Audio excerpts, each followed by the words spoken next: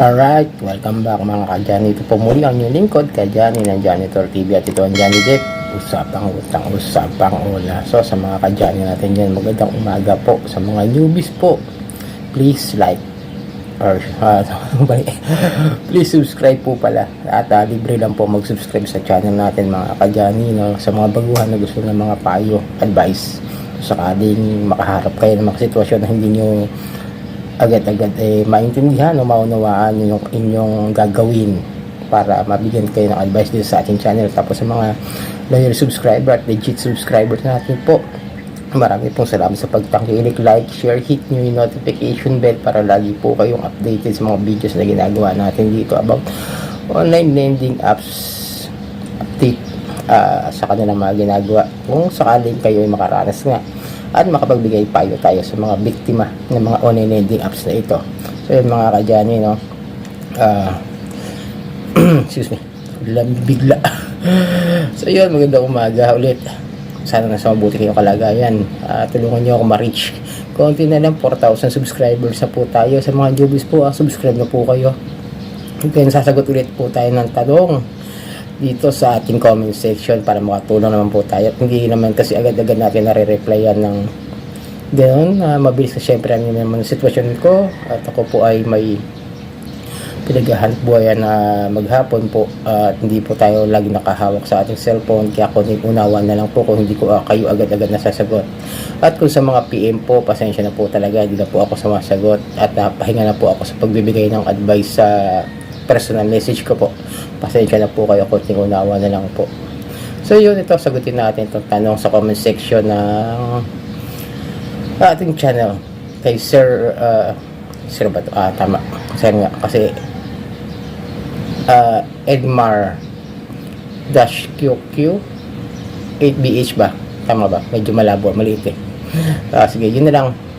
Sir Edmar, tanong po niya, Kuya, paano po gagawin? Bali, may loan po ako sa Get Peso. Then, pinipilit po nila na today ang due ko sa application naman po, isa 7 pa po. Pero yun daw po lumalabas, 7? Di ba ngayon? Ang pwede ngayon mga ka-Johnny. Sabado ba yun? Linggo. Oo nga pala. Okay, ngayon nalito tuloy ako. Pero yun daw po lumalabas sa system nila, then nagbayad na po ako pero wala pa rin daw po silang nare-receive na payment. Pero sa application naka-finish na po, then pwede na po may reload ulit. Tapos nag-text po ulit sila na wala pa rin daw. Nag-send po ako ng receipt ng payment ko, then yung sa application po ay wala na po ako babayaran, pero patuloy pa rin po sila nagte-text at pinagbabayad pa rin po nila ako.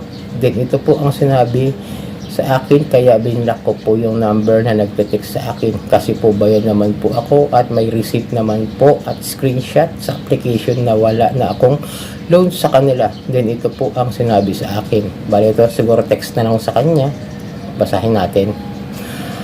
Good PM po sa'yo, pilit kaho naming iniintindi at ilang beses kang pinagbigyan, kaso talagang walang dating sa iyo yung mga sinasabi namin. So ganito na lang, diretso na lang kami sa official FB page ng barangay nyo at sa office of the mayor nyo upang ilapit at hindi ka na at ihingi ka namin ng tulong para makabayad ka sa utang mo. Sabay ipopost ko mukha mo sa mismong page nila para mas marami makatulong sa iyo.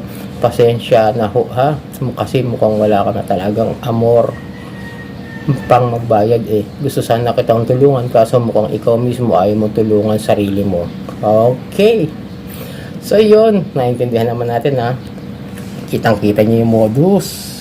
Kitang-kita ang modus ng mga wala. Kaya sabi sa inyo mga ka-Johnny, kaya may trust issues ako sa mga yan kahit magbayad ka, diba, advance payment pa, pero pinalagay nila sa apps nila is clear na, nagbayad na si kuya.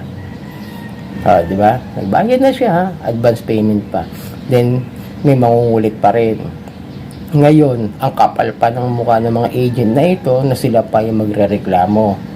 Meron pa lang ebidensya ng transaction history niya sa apps. Screenshot na bayad na siya.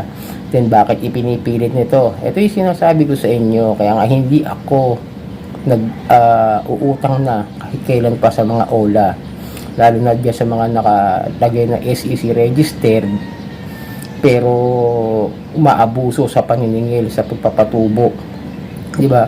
Tapos mo, nawawala silang bigla sa Play Store dahil sa dami ng reklamo. Pangalawa, yung mga ginagawa nilang yan, mga kadyani, ay yung mga OLA na yan, karamihan dyan, hindi naman mga CIC partner.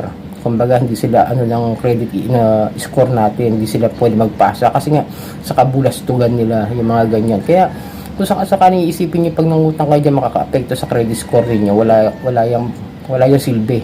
Kasi mga illegalista yung mga yan, mga modus lang talaga yan, karamihan. Tignan nyo rin lagi kung makaka-apekto ba yan sa mga credit score ninyo kung gusto nyo humiram sa mga OLA na yan. Pero ako, siguro, kung utang ko sa mga lihiti mo na lang talaga. Pero hanggat maaari, iwasan ko na lang, kasi mas gusto kong tahimik na buhay. Hindi na payo ko lang. Pero kung gusto nyo umutang, sa inyo yan. Pero payo ko sa inyo kung gusto nyo umutang sa bangko. O kaya sa mga lihiti mong legend companies talaga na accredited na mga CIC. At yun talaga nga sa tamaang patubo, tamaang proseso ng paniningil. Pero yung mga ganito, nawala, raw ba yun? OLA? Get Peso. Nawala raw sa Play Store. Ayun na mahirap. Nawala sa Play Store. Mga ngatwiran yan, mga nawala, na-remove ng Play Store kaya hindi raw siguro gumagana yung kanilang system update doon sa mga lending apps nila. Diba? Yan ang kakatwiranin ng mga yan. May system problem, error, connections, mga something ganyan, kakatwira na yan. Pero, tama naman yung ginawa ni sir. Sinave niya lahat ng transaction. Pero yung pagbabanta nito mga kulokoy na agent na to, ang kapal ng muka. Pero wag ka maniwala dyan sa mga click sasabihin ng mga yan, sir. Tama naman yung ginawa mo na ibinlock mo na lang sila. And then, tandaan nyo kung ano yung nagpo-post sa inyo na na OLA. Total wala sila sa Play Store na mahirap kasi to. Di mo na alam kung baka sa SEC tama iyan rin kung kaya nyo mag-email sa kanila kasi email na lang to ang pagpapasa ng complaint sa SEC sa website nila. Then hindi ko pa kasi nasubukan complaint dyan kasi nga parang hindi naman napapansin, pero subukan nyo rin at least kahit paano meron na kayong formal complaint sa email nila kung sakasakali maipasa kayo roon, at least nakasave sa kanila yan, wala silang magagawa. May complaint kayo na ganitong harassments na bayad na kayo tapos ang kapal na mukha na pupunta sila sa official FB page ng barangay nyo at ipopost kayo sa office of the mayor. Subukan nila para magkaalamanan kasi yung pag-post nila sa mga page ng mga barangay tsaka ng office of the mayor na may ipopost na scammer kayo o kung hindi kayo nagbabayad ng utang ninyo is maling-maling proseso ng paniningil ng utang. Pasok nga yan sa unfair debt collection practices at tsaka sa debt shaming na kung saan kapag napatunayan kung sino ka mang kulokoy na agent ka na ang hilig nyo mag-post na mga nangutang sa inyo pero ito may ebidensyang bayad, ay sino kayo na mas mamumroblema, di ba? Pag napatunayan, ang laki na magiging problema nyo, milyon ang babayaran ninyo. Alam ko sa cyber libel umabot ng damages per wishes is 500,000 to up to 1 million ang babayaran mo kapag napatunayan yung kanyang kabulastugan na pamamahiya. Lalo na't may makapal ang mga mukha ng mga agent na ganyan. Tapos sa patunayan na nagbayad siya, di talong na kayo.